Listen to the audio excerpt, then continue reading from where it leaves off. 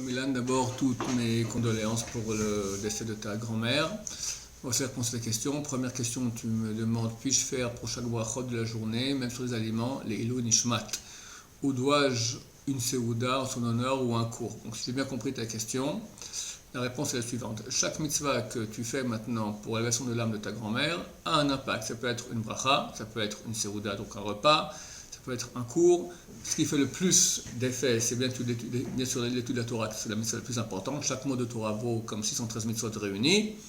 Et tout ce que tu fais en général, si tu dis que tu le fais, l'ilou nishmat, pour l'élévation de l'âme de ta grand-mère, a un impact pour l'élever, non seulement pour la sortir des différents purgatoires, si elle doit y aller, l'enfer, etc., mais aussi pour la montée de monde en monde, dans les mondes supérieurs. Ta deuxième question, lorsque je vais au cimetière, est-il permis de parler devant la tombe comme si elle était en face de moi?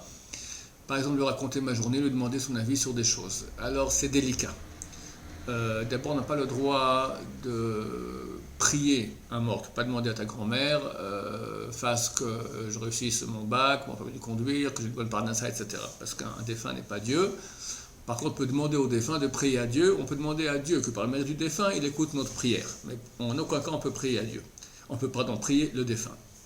Maintenant, est-ce qu'on peut lui parler? C'est un peu anormal. Ce qu'on fait d'habitude, c'est qu'on étudie de la Torah en l'honneur du défunt.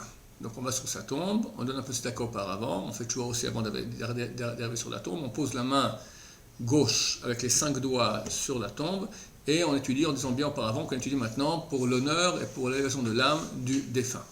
Je déconseille de parler, je déconseille aussi d'aller beaucoup au cimetière. C'est pas bon, le cimetière est un endroit qui est impur, il y a beaucoup de forces négatives de cet endroit-là. Donc il faut aller le strict nécessaire, pas besoin d'aller sur la tombe, tu peux prier pour elle, tu peux étudier la Torah depuis ta maison, ça a le même effet, plus ou moins. On va à la tombe au moment qui sont nécessaires, ça veut dire le 30e jour, l'année, voilà, en gros. Moins on y va, mieux c'est. Que Dieu renvoie consolation à toute notre famille, Amen et au revoir.